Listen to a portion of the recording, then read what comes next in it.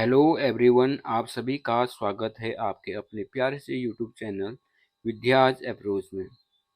आज के सेशन में मैं आपको कराने वाला हूं वर्ष 2024 के यूटेट फर्स्ट के मैथमेटिक्स सेक्शन के ऐसे क्वेश्चन जो कैलकुलेशन पर बेस्ड होंगे। तो आज की क्लास का सबसे पहला क्वेश्चन मैं ले रहा हूँ। यदि x बराबर -23 plus 22 plus -23 plus 22 plus dot dot dot dot कितने टर्म है इसमें 40 टर्म, और y बराबर दे रखा है 11 plus -10 plus 11 plus -10 plus dot dot dot 20 term है, तो y माइनस एक्स निकालना है। ठीक है, देखो मैं x की वैल्यू लिख लेता हूँ।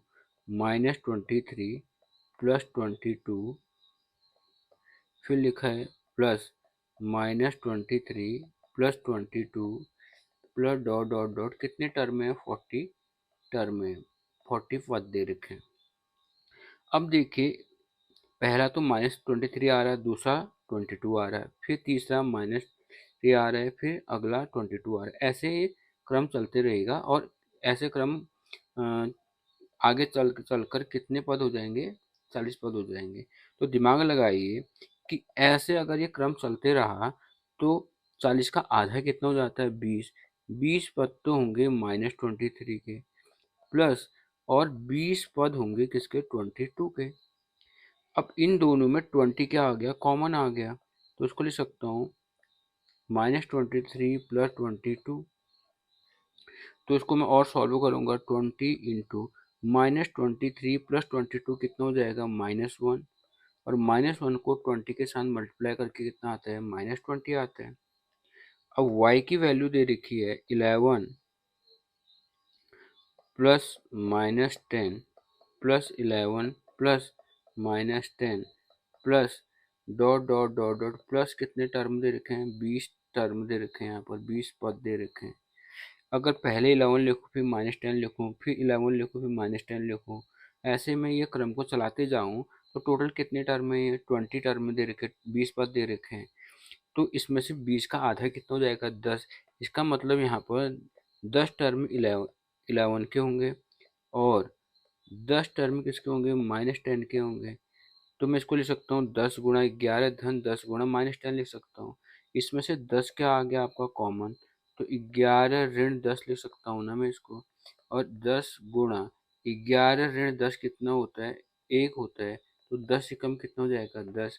अब मुझे निकालना है y माइनस एक्स। y की वैल्यू यहाँ पर निकाल ली 10, माइनस एक्स की वैल्यू निकाल ली माइनस का 20। तो आपको मालूम है minus minus minus into minus क्या हो जाता है, प्लस। तो 10 प्लस 20 हो जाएगा, 10 प्लस 20 कितना हो जाता है, 30। यानी कि ऑप्शन जो आपका डी निकल रहा वो क्या है, करेक्ट निकल रहा है। ठीक है, अब अगले क्वेश्चन पर बढ़ते हैं। अगला क्वेश्चन है 10.25 बजे। यहाँ पर जो समय दिया है ना, वो समय दिया है 10.25 बजे। अब इसका मतलब क्या होता है, इसका मतलब होता है 10:25। ठीक है, अब इसका मतलब क्या हुआ, यहाँ पर 10:25 का मतलब क्या हुआ, घंटे की जो सुई होगी, घंटे की जो सुई होगी जिसको हम एच बोल देते हैं, वो 10 को इंडिकेट कर रही होगी, और जो मिनट की सुई है जिसको एम नाम दे देता हूँ, वो किसको इंडिकेट कर रही होगी, किसको निरूपित कर रही होगी, 25 को निरूपित कर रही होगी। अब आपको मालूम होगा कि घंटे और मिनट की सुई, घंटे व मिनट की सुई के बीच का कोण कैसे निकालते हैं। कोण को हम जनरली इससे डिनोट करते हैं थीटा से। तो जो थीटा बराबर लिखेंगे 60h माइनस 11m, इसको भाग करते हैं 2 से। ठीक है, 1/2 60h माइनस 11m, तो इसको लिखेंगे 1/2 इंटू 60 इंटू एच, एच आपका कितना दिया है 10, माइनस 11 एम, एम कितना दिया है 25। तो इसको सॉल्व करते हैं। 60 गुना 10 कितना हो गया 600, ऋण 11 गुना 25, 11 पंचे 55, 11 दूना 22, 5 कितना हो जाएगा 27। अब यहाँ पर देखिए 600 में से 275 को मेरे को माइनस करना, 10 में से 5 गया 5, 9 में से 7 गया 2, और ये कितना हो जाएगा 5, 5 में से 2 गया 3, तो यानी कि निकल गया 2 गुणा 325। अब आपको 325 ही कम 325 होगा, बट्टे में कितना आएगा 2। अब हम 325 में 2 का भाग देते हैं, 2 से 3 में भाग गया एक बार, तो एक शेष बच गया, तो 2 के आगे आ जाएगा, 2 छक्के कितना हो जाएगा 12, 4 5 में 2 दूना 4, और एक बच जाएगा पॉइंट लगा के 10 बार न 5 बार भाग जाएगा, तो 162.5 डिग्री निकल रहा है, घंटे और मिनट की सुई के बीच का कोण। अब हमको निकालना है बृहद कोण। कौन सा निकालना है? बृहद कोण, जिसको प्रतिवर्ती कोण बोलते हैं, रिफ्लेक्सिव एंगल। रिफ्लेक्सिव एंगल निकालना है मुझे। रिफ्लेक्सिव एंगल निकालने के लिए हम क्या करते हैं, 360 में से जो वैल्यू निकल रही है ना मेरा, उसको माइनस कर दूंगा, यानी कि 360 डिग्री में मैं 162.5 डिग्री को घटा दूंगा। तो घटाने के लिए क्या करूंगा, दशमलव के बाद जीरो लगा दिया, 10 में से 5 गया 5, 9 में से 2 गया 7, और ये हो जाएगा 5, 15 में से 6 गया 9, और ये 2 हो जाएगा, 2 में से 1 गया 1, तो ये निकल गया 197.5 डिग्री, जिसे हम 197 होल 1/2 डिग्री बोलेंगे, यानी कि जो मेरा ऑप्शन नंबर ए है, ऑप्शन ए है वो सही आंसर है।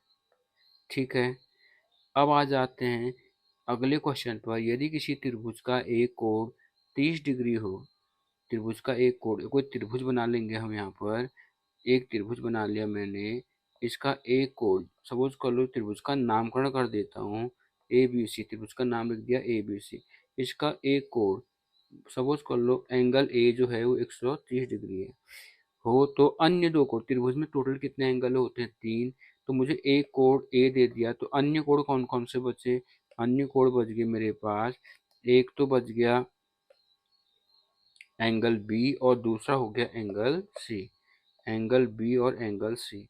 अब क्या करना है, अन्य दो कोणों के समद्विभाजक, समद्विभाजक का मतलब होता है जो बराबर भागों में बांटे।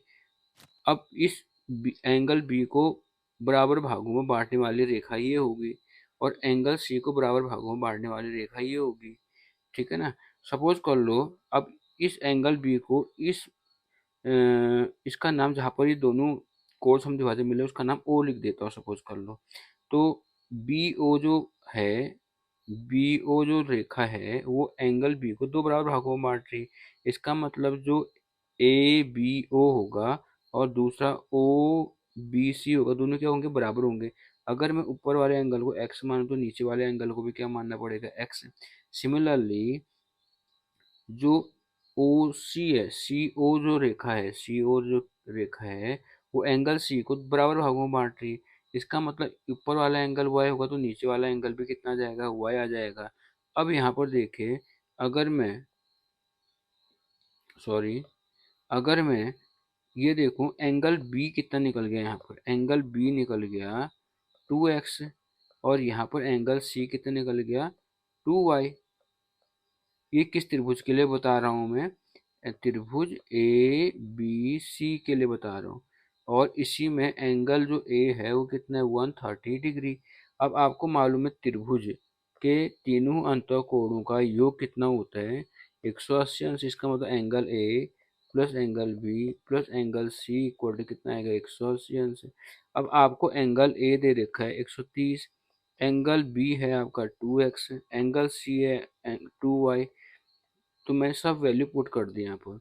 130 को पक्षांतर कर देंगे तो 2x प्लस 2y आ जाएगा 180 माइनस 130, 180 में से 130 घटा देंगे तो आपका आ जाएगा 50 डिग्री। 2x+2y में से 2 क्या आ गया कॉमन, तो ये बन गया 2 टाइम्स ऑफ x+y। तो 2 गुणा में है तो ये कहाँ चले जाएगा, भाग में। तो 50/2 लिखेंगे, 50 में 2 का भाग देके आता है 25।